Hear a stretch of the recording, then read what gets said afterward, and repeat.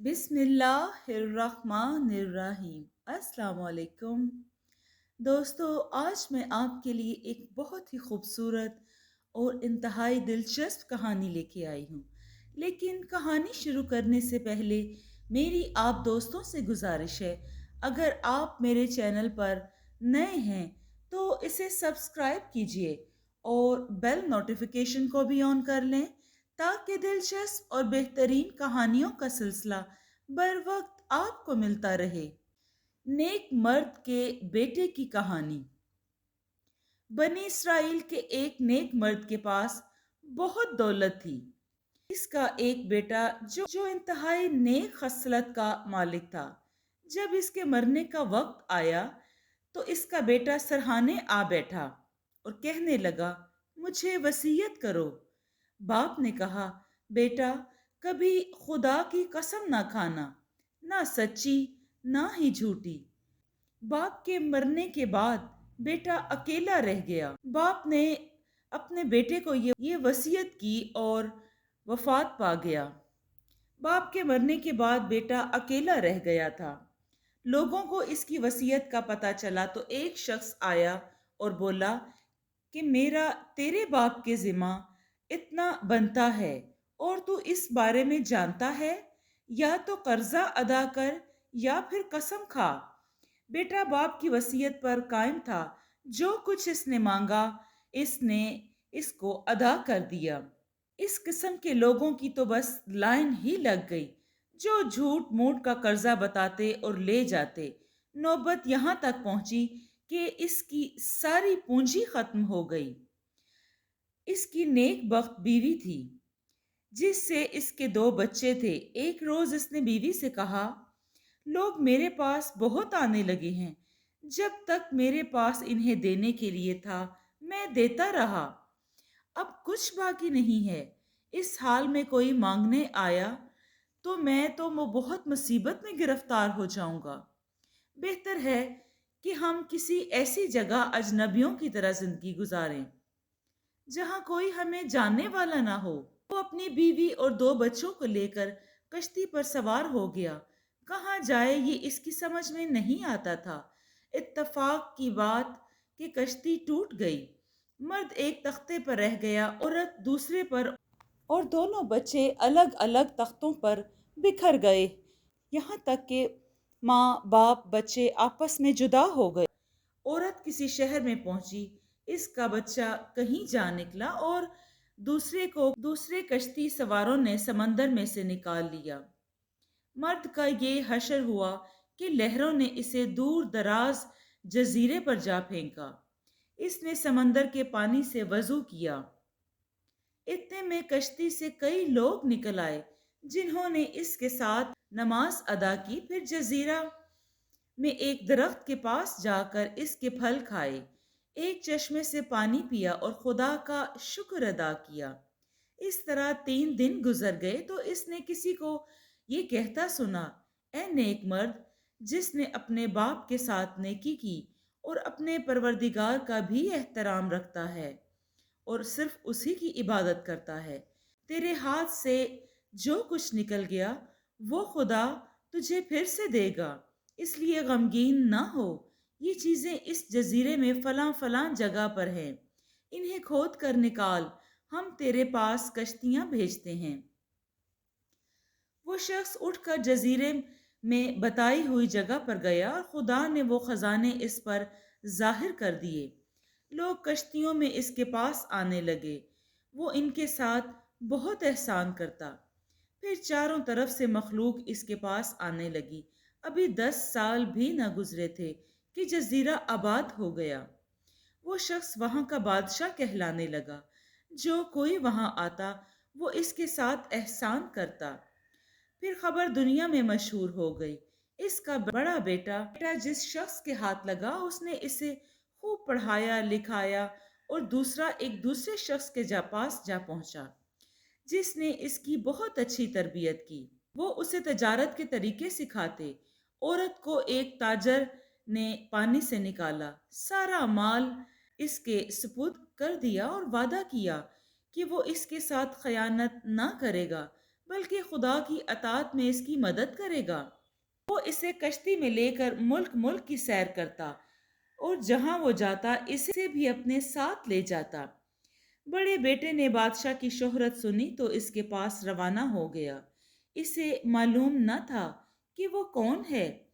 وہ بادشاہ کے پاس پہنچا تو اس نے اسے اپنا وزیر بنا لیا۔ جب دوسرے بیٹے نے انصاف پسند بادشاہ کے حالات سنے تو وہ بھی اس کے پاس جا پہنچا۔ اسے خبر نہ تھی کہ وہ کون ہے۔ بادشاہ نے اسے اپنا حاجب بنا لیا۔ اس طرح وہ ایک مدت تک بادشاہ کی خدمت میں رہے اور ایک دوسرے کا تعلق اور حال بھی معلوم نہ کر پائے۔ جس تاجر کے پاس وہ عورت تھی اس نے بھی اس بادشاہ کی شہرت سنی کہ وہ لوگوں کے ساتھ نیکی اور احسان کرتا ہے۔ اس نے بھی کچھ عمدہ کپڑے اور ملک کے اچھے اچھے تحائف اکٹھے کیے اور عورت کو ساتھ لے کر کشتی میں سوار ہو گیا۔ جزیرے کے کنارے پر اترا اور بادشاہ کی خدمت میں تحائف پیش کیے۔ بادشاہ انہیں دیکھ کر بہت خوش ہوا اور حکم دیا کہ اس شخص کو عمدہ انعام دیا جائے۔ تحائف میں جڑی بوٹیاں بھی تھیں۔ بادشاہ نے تاجر سے ان کے نام اور خاصیتیں دریافت کیں اور اس سے کہا، آج رات یہیں میرے پاس ٹھہر جا، میں چاہتا ہوں تو میرا مہمان رہے۔ اس نے کہا، کشتی میں میری ایک امانت ہے کہ جس سے میں نے وعدہ کیا ہے کہ اسے کسی کے سپرد نہیں کروں گا سوائے اپنے۔ وہ ایک پارسا عورت ہے جس کی دعا سے میں خوشحال ہوا ہوں اور جس کے مشورہ سے مجھے برکت ملی۔ بادشاہ نے کہا، میں ابھی اس کے پاس قابل بھروسہ لوگوں کو بھیجتا ہوں جو رات بھر اس کی اور اس کے مال کی حفاظت کریں گے۔ تاجر مطمئن ہو گیا اور وہ بادشاہ کے پاس ٹھہر گیا۔ بادشاہ نے اپنے وزیر اور حاجب کو یہ کہہ کر اس عورت کے پاس روانہ کیا کہ وہ رات بھر کشتی کی حفاظت کریں گے۔ دونوں چل دیے اور کشتی پر سوار ہو کر ایک اگلی طرف اور دوسرا پچھلی طرف بیٹھ گیا۔ تھوڑی دیر تک خدا کی یاد میں مصروف رہے، پھر ایک نے دوسرے سے کہا، بادشاہ نے ہمیں چوکیداری کا حکم دیا ہے اور ہمیں ڈر ہے کہ کہیں نیند نہ آ جائے۔ آؤ ہم ایک دوسرے سے دنیا کی خبریں بیان کریں اور جو کچھ اچھی بری چیزیں ہم نے دیکھیں وہ سنائیں۔ دوسرے نے جواب دیا، مجھ پر یہ مصیبت گزری کہ خدا نے مجھے ماں باپ اور بھائی سے جدا کر دیا۔ میرے بھائی کا نام وہی ہے جو تیرا ہے، اور یہ اس طرح کہ میرا باپ فلاں شہر سے کشتی پر سوار ہوا۔ راستے میں طوفان آیا، مخالف ہوائیں بھی چلنے لگیں، کشتی ٹوٹ گئی اور خدا نے ہمیں الگ کر دیا۔ دوسرے نے یہ باتیں سنی تو کہنے لگا، تیری ماں کا نام کیا ہے؟ اس نے کہا، میری ماں کا نام سکینہ ہے۔ اس نے پوچھا، تیرے باپ کا نام؟ اس نے کہا کہ میرے باپ کا نام فلاں فلاں ہے۔ یہ سن کر بھائی بھائی سے لپٹ گیا اور کہنے لگا، تو میرا بھائی ہے۔ اب دونوں ہی بھائی بچپن کے واقعات سنانے لگے۔ ماں سن رہی تھی لیکن اس نے اپنا راز نہ کھولا۔ جب صبح ہوئی تو ایک بھائی نے دوسرے سے کہا، اب گھر چل، وہاں باتیں کریں گے۔ دونوں چل کھڑے ہوئے۔ صبح کے وقت تاجر عورت کے پاس آیا تو اس نے دیکھا کہ وہ سخت پریشانی میں ہے۔ اس نے پوچھا، تو کیوں پریشان ہے؟ کیا معاملہ ہوا؟ کیوں تو تکلیف میں نظر آتی ہے؟ مجھے بتا کہ میں تیرے بارے میں سخت پریشان ہوں۔ اس نے جواب دیا، رات تو نے میرے پاس 2 آدمیوں کو بھیجا تھا جن سے مجھے تکلیف پہنچی۔ یہ سن کر تاجر کو غصہ آیا۔ اس نے بادشاہ کے پاس جا کر دونوں آدمیوں کی شکایت کی۔ بادشاہ نے انہیں فوراً طلب کیا۔ بادشاہ نے عورت کو بھی طلب کیا تاکہ وہ اپنی زبان سے ان کی شکایت سن سکے۔ جب وہ حاضر ہوئی تو بادشاہ نے کہا، اے عورت، تو نے ان امانت دار آدمیوں کی کون سی حرکت دیکھی جو تیرے لیے تکلیف کا باعث بنی اور پریشانی کا بھی؟ تو اس عورت نے جواب دیا، تو ان کو حکم دے کہ وہ اس بات چیت کو دہرائیں جو وہ کل رات کر رہے تھے۔ بادشاہ نے جب یہ بات سنی تو سخت تعجب ہوا۔ اس نے وزیر اور حاجب دونوں کو بلا بھیجا اور کہا کہ جو باتیں تم کل رات اس عورت کے پاس دہرا رہے تھے وہی باتیں دوبارہ دہراؤ۔